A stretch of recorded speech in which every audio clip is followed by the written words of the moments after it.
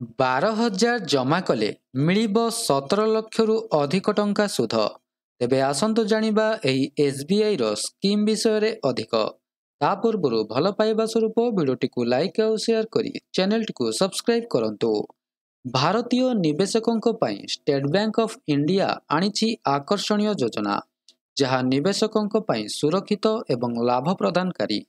ଯଦି ଆପଣ ଲମ୍ବା ସମୟ ପର୍ଯ୍ୟନ୍ତ ନିବେଶ କରିବାକୁ ଚାହୁଁଛନ୍ତି, ତେବେ ଏହି ସ୍କିମ୍ ଆପଣଙ୍କୁ ପସନ୍ଦ ଆସିବ ନିଶ୍ଚୟ। ଭବିଷ୍ୟ ପାଇଁ ସଞ୍ଚୟ କରିବାକୁ ଚାହୁଁଥିଲେ SBIର ପବ୍ଲିକ୍ ପ୍ରୋଭିଡେଣ୍ଟ ଫଣ୍ଡ ଯଥା PPF ଆପଣଙ୍କ ପାଇଁ ସୁନ୍ଦର ବିକଳ୍ପ ହୋଇପାରିବ। ପ୍ରତି ମାସରେ 12,000 ଟଙ୍କା ଜମା କରିବା ଦ୍ୱାରା ମିଳିବ ଲକ୍ଷାଧିକ ଟଙ୍କାର ସୁଧ। PPF ଭାରତ ସରକାରଙ୍କ ଦ୍ୱାରା କରାଯାଇଥିବା ଏହା ଏକ ଦୀର୍ଘକାଳୀନ ନିବେଶ ଯୋଜନା, ଯେଉଁଥିରେ 15 ବର୍ଷ ପାଇଁ ନିବେଶ କରାଯାଇପାରିବ। ଆବଶ୍ୟକତା ଅନୁସାରେ 5 ବର୍ଷ 5 ବର୍ଷ କରି ବଢ଼ାଇ ହେବ। ଏଥିରେ ନିବେଶକାରୀଙ୍କୁ 7.1% ସୁଧ ମିଳିଥାଏ। କେବଳ 500 ଟଙ୍କାରେ ଖୋଲା ହୋଇପାରିବ PPF ଖାତା। SBI ୟୋନୋ ଆପ୍ ଜରିଆରେ ଅନଲାଇନ୍ ଆବେଦନ କରାଯାଇପାରିବ।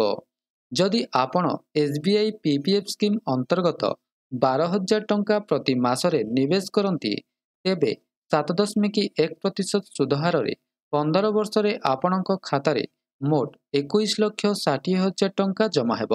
ସୁଧ ସହିତ ବଢ଼ି ଏହି ରାଶି 39,05,481 ଟଙ୍କା ହୋଇଯିବ। ନିବେଶକଙ୍କୁ ପାଖାପାଖି 17,45,481 ଟଙ୍କା ଲାଭ ମିଳିବ। ତେବେ ଏହା ଥିଲା ସମ୍ପୂର୍ଣ୍ଣ ଅପଡେଟଟି।